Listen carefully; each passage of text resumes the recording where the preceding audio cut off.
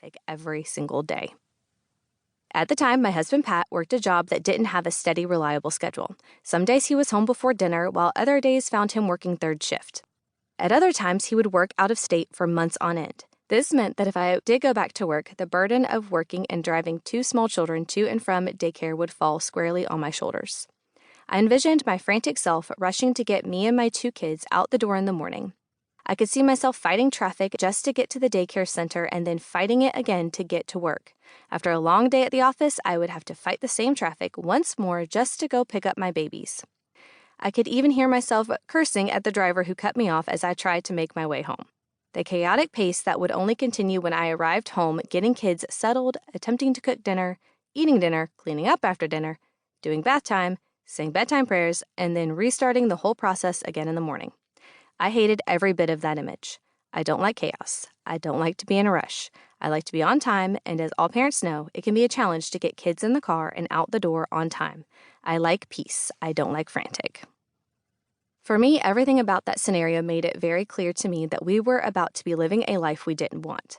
We had envisioned a life of simplicity, one where when the school nurse calls to tell you that your sweet boy is sick, you have the freedom to drop what you're doing and go get him. This crazy, chaotic life that I was now looking at was not the life either of us wanted. What about your life? Does your life ever feel disordered? Does it seem so fast-paced that you feel as though you're constantly out of breath and forgetting little details?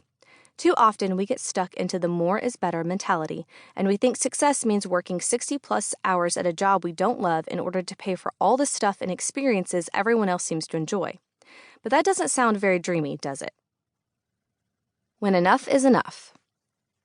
For us, our enough is enough moment came when we realized that the life we were trying to build for our family was about to slip away from us. But your enough is enough moment may look different from ours.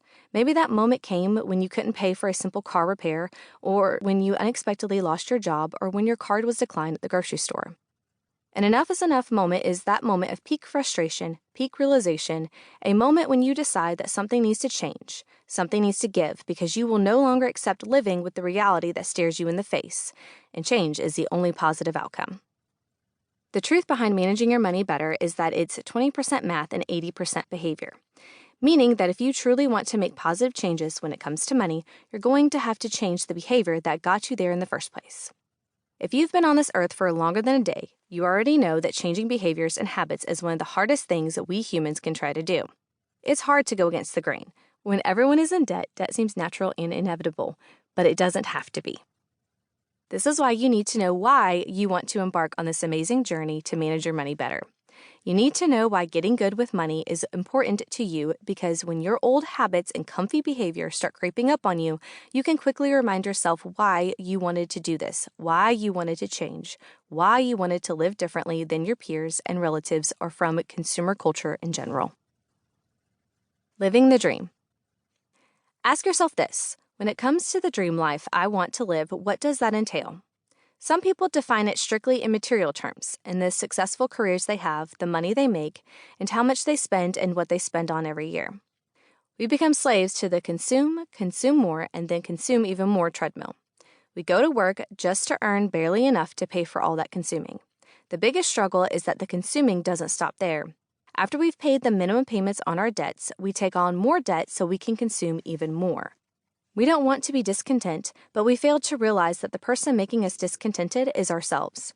For example, when I became a mom, I discovered the convenience of Amazon Prime. It was just so easy to order what I needed without having to run out to the store. The downside of that was that I usually spent too much money buying things I didn't really need. And then, of course, shortly after making that purchase, there would be ads all over my Facebook and Instagram accounts advertising other items that were similar to the purchases I just made. Throw in all those influencers who make recommendations for the awesome products they use, and before I knew it, I consumed more, and consumed even more.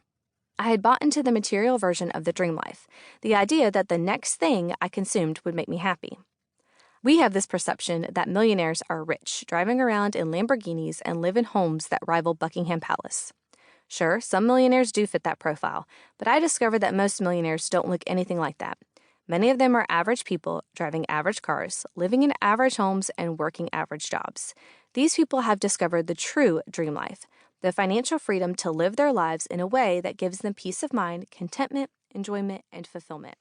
In other words,